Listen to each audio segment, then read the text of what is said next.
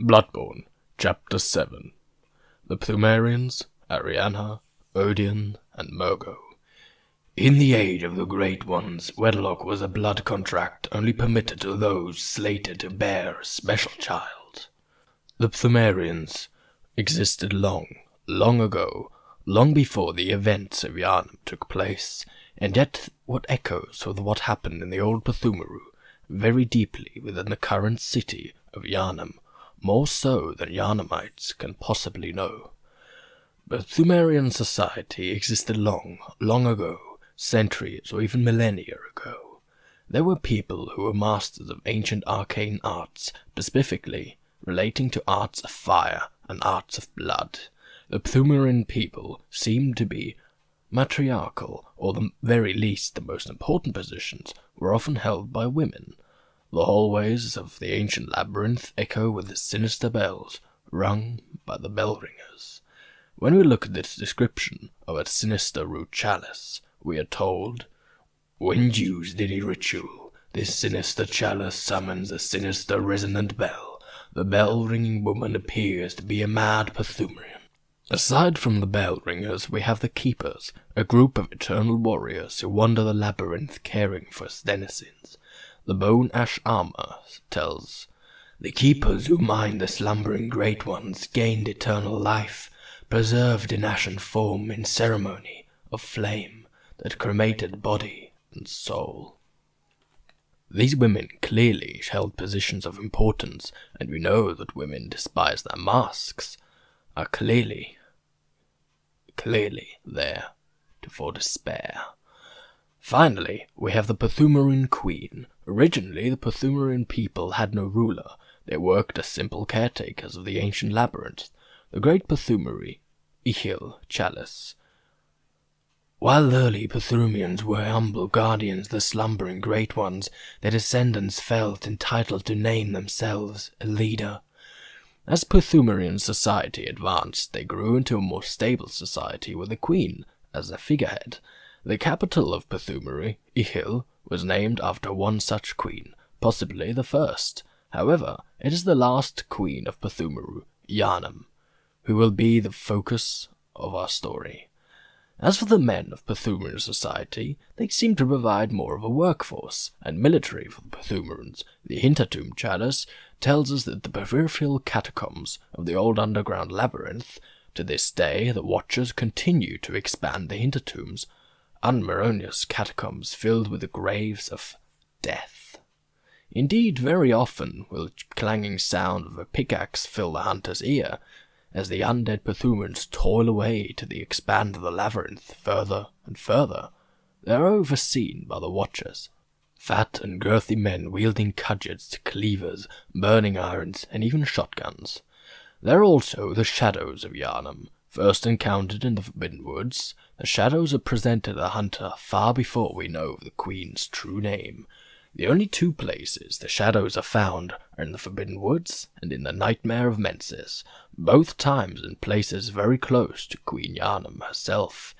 Interestingly enough, if the hunter wishes, they can lure the man-eater boars into the shadows found in the Nightmare of Menses. The shadows will fight and kill the pigs. While some of them will die in the process, the shadows do not appear to be aligned with the school of Menses at all. The word shadow has many definitions, most lesser used being an inseparable attendant or companion. It is a very clever use of ironic wordplay to introduce the hunters first to the shadows of Yharnam, leaving them naturally associate the shadows as being associated with the city of Yharnam, as opposed to the queen. The Pthumerians were, as the chalice implies, superhuman beings. They were close to the Eldritch Truth, and achieved evolution and metamorphosis through use of blood ministration, as evidenced by the fallen Pthumerian city, Loran. According to the alien Loran chalice, which tragedy had stuck as alien land of Loran is said to have its root in the scourge of the beast. When the hunter travels to the ruins of Loran, they find a city that in many ways resembles old Yharnam. It is a place ravaged by the scourge of the beast, as a vast majority of its inhabitants are either mindless beasts or mad bell ringers. There is even a dark beast, the mightiest of them all, that lurks on the lowest level of the fallen city. Yet, just as there is one that dwells in Old Yharnam, the scourge of the beast was a result of the rampant blood administration by their newly founded healing church in an attempt to cure the horrible disease of ashen blood. The lower lore in Chalice, however, tells us that there are a trace of remains of medical procedures in part of the Aelan Loran. Whether these were attempts to control the scourge of the beast, or the cause of the outbreak, is unknown. We can now put the pieces together, though, and see that the hunter is currently experiencing in Yharnam once occurred long time ago in ancient Pthumerian too. Through the use of the old blood, the Great Ones, the pthumerians were able to ascend and evolve, and yet with the tainted blood came from the scourge, and possibly even with what we here refer in the modern era as a hunt along with the blood moon. This brings us back to the Queen. When the red moon hangs low, and the line between man and beast is blurred, and when the Great Ones ascend, a womb will be blessed with child. The hunter first encounters Queen Yharnam after the death of Rom, Vaca Spider. The most immediately horrifying appearance of the feature of the Queen is the blood staining her stomach.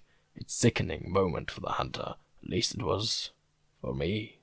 She is found at the bottom of the Moonside Lake, having seemingly appeared out of nowhere, staring up at the sky and weeping. There, the hunter sees the blood moon for the first time, and hears the cry of a newborn baby. In ancient Pthumeru, the scourge of the beast ravaged the land. It must have been that the blood moon arose, perhaps for the very first time, and a womb was blessed with child. It is unknown if Yharnam was impregnated by the Great One specifically because she was queen, or if she was simply a woman chosen at random, which she is most assuredly assumed to have been in the hunt, the potential mother of a Great One. As well we can see from her blood-stained rags around her stomach, the birth did not go well. Let us now jump forwards, hundreds of years back into present-day Yharnam, and discuss Arianna. The hunter encounters Arianna in the cathedral ward of Yharnam. The Lady of the Night mistakes the hunter for a potential customer and sends them away, telling them that she takes the hunt off. Once the hunter has defeated Vicar Amelia, they can convince Arianna to seek shelter in the Aether Odeon chapel or Lucifer's clinic. Sending her to the clinic will end all further interaction with her, while sending her to the chapel will allow to encounter and speak with her further. Once Arianna and the hunter become acquainted, she does what any good Yharnamite would do, and offer her new friend a vial of her blood. If the hunter accepts, they receive an item, Blood of Arianna. And it is much with this item that we see the first inkings that Arianna may be much more than she first seems. Blood taken from Arianna, cathedral ward woman of pleasure, a member of the Hold Healing Church, known with her blood, is similar indeed to precisely what was once forbidden. Why would Arianna have blood similar to something that was forbidden? After all, blood flows like water in Yharnam. Anyone and everyone shares and imbibes in blood with one another. What makes Arianna's blood special? Let us for a moment take a look at what the hunter encounters, should they, for a moment, take a look at what the depths of Pthumerian Labyrinth, to the very bottom of Pthumeri Ihil. It is here that the hunter fights against the weeping Yharnam, Queen of Pthumeru. But take a closer look at her as you fight her, and notice that she seems bound, chained. There's a cloth bound around her eyes, blinding her, and her eyes and wrists have tightly chained together to keep her movement restricted. She is restrained, for apparently a good reason. During the fight with Yharnam, she will free herself from the bondage and display a mastery of blood that could only possibly be defined as magic.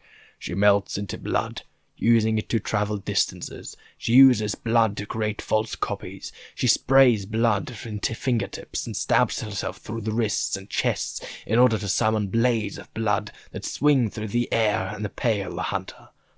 Returning back to Arianna, only one needs to take a brief look at her, features to see the similarities between her and Queen Yharnam. Where do these similarities come from? From Cainhurst? Arianna's dress is the dress of a Cainhurst noblewoman, one like Queen Annalise. The flowing hair, long sweeping dress, and obviously beauty are all shared. Noble dress is found in Cainhurst portrait room. There are many portraits of nobles, and one of a tall, crowned woman in a grey dress, holding a blonde child. Perhaps Arianna is the descendant of the Queen Annalise, who had embedded in Yharnam's forbidden blood, or if not royalty, perhaps she simply has Cainhurst blood in her genes. Adela, the nun, in addition to Arianna, they may notice when talking to Arianna in the Odeon chapel, if they angle the camera to the side, they can notice that every time they speak to Arianna, Adele will rise from her seat to stare and watch the conversation. When the hunter finished speaking to Arianna, Adela will immediately look away and pretend as she wasn't watching. It's a brilliantly subtle way to show that Adela has her eye on Arianna and is possibly aware of the blasphemous nature of her blood. But the similarities between Arianna and Queen Yharnam do not end with their clothing and facial structure. The fate that befall Queen Yharnam would, centuries later, befell Arianna. Queen Arianna, and every great one loses its child, and then yearns and yearns for a surrogate. But Queen Yharnam's childbirth did not go well. Judging from the massive amount of blood staining her stomach, and the way she is found weeping in front of Margo's loft, we can only assume the child did not survive the birth process. When the blood moon rises over Yharnam, Arianna first starts to feel pain in her stomach. There's something wrong with me. She will refuse to give the hunter any more of her blood, and will have nothing to say until after the hunter has slain Mikolash in the Nightmare of Menses. If the hunter returns to the cathedral, they will find Arianna's chair empty, and a trail of serum, clear blood, leading towards the tomb of Odeon. Following the blood trail, we find that it is the most disturbing scene in the entire game. A sobbing Arianna next to a squirming, wriggling celestial lava, covered in blood. The implications are unpleasant. Arianna has gone completely mad, muttering, sobbing, and laughing. The lava will do nothing but squirm pathetically at her feet until the hunter kills it. A single attack from any weapon will do the trick. Recovered from the dead creature is an umbilical cord. Centuries ago, the pthumerian people discovered the old blood and the great ones, using the blood to elevate themselves beyond humanity. Their height grew, their strength was magnified, and they gained arcane control over fire and blood. However, with the old blood comes the scourge of the beast. The pthumerian city of Lauren was the first to succumb to the scourge, as an outbreak spread throughout the populace and the pthumerians were indicated by the scourge. When the line between man and beast is blurred, the red moon will hang low, the great ones will descend, and the womb will be blessed with child. Queen Yharnam was impregnated, but every great one loses its child.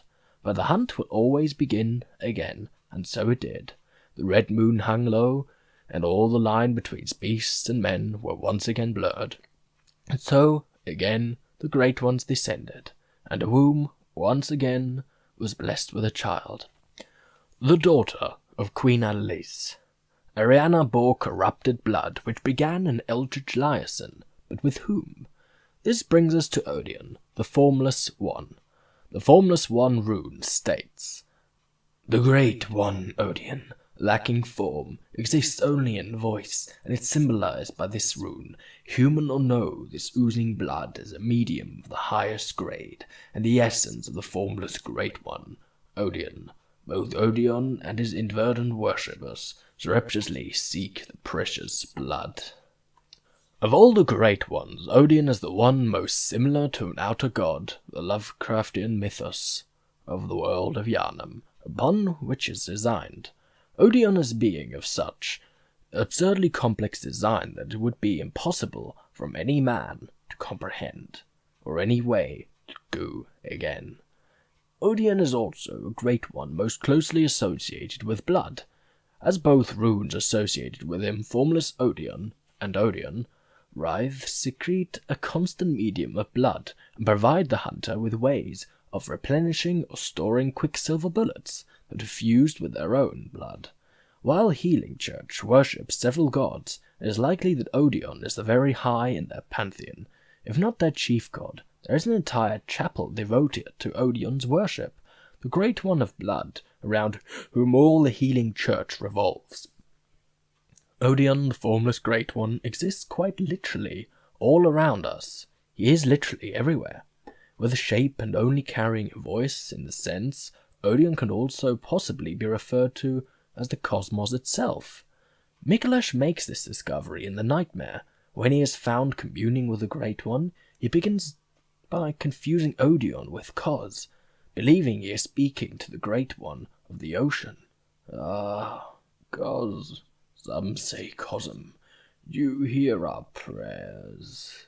Halfway through the fight with our hunter, Mikolash has an epiphany. Ah, Cosmos, of course. It's not Cosm, it's Cosmos. The choir would discover this truth as well. Indeed, their entire religion would be founded upon its reference by the cosmic eye of the Watcher's badge. However, Odeon is so omnipresent that while he might not be God in the Judeo-Christian religion sense, it is most certainly godlike. This would lead the choir's mantra of their epiphany. The sky and the cosmos are the same, the one. The early Healing Church believed that the Great Ones were associated with water, as this had been where Cos was found. The choir, however, concluded this was not the sea that linked them to the Great Ones, but the very cosmos itself, Odeon. It was Odeon who impregnated Queen Yharnam, and it was Odeon who impregnated Arianna. The vast majority of hunters will first encounter the crying of the baby when first presented with the blood moon after the death of Rom.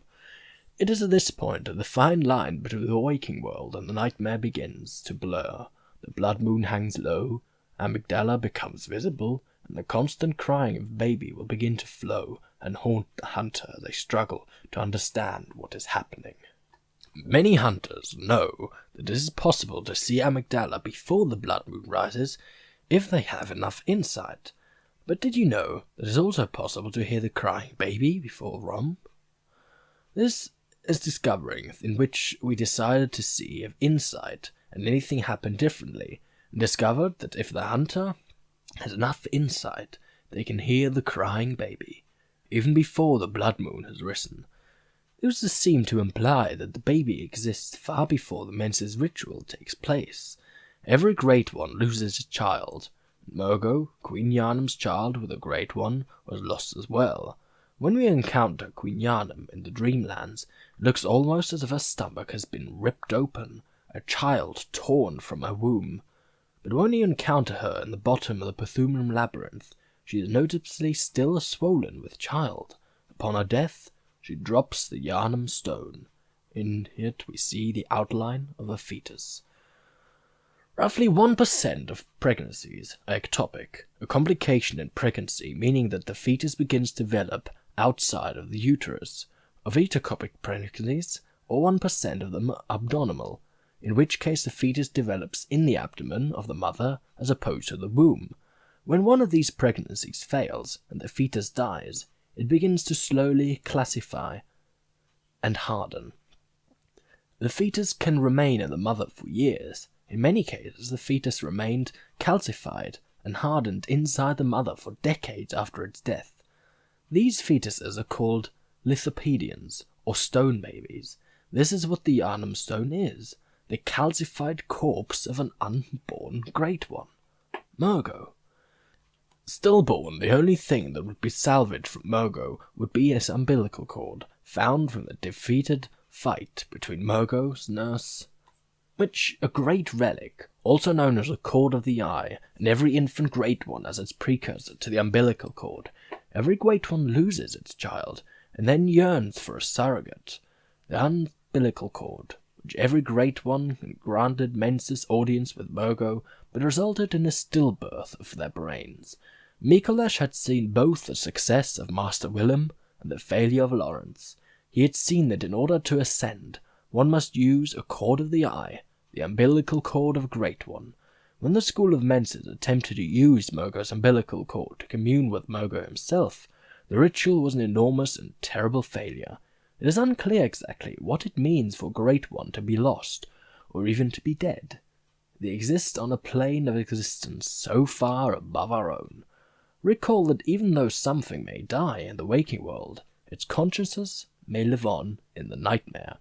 Margo lived on in the nightmare, possibly attached in a part to the wet nurse, or possibly manifested to the wet nurse itself. It is likely that the School of Menses made a connection with Margo by using his umbilical cord, but what I found was an eldritch concept of the death so inconceivable that it resulted in the obliteration of their mind. Beware, secrets and secrets for a reason, and some do not wish to see them uncovered, especially the secrets are particularly unseemly.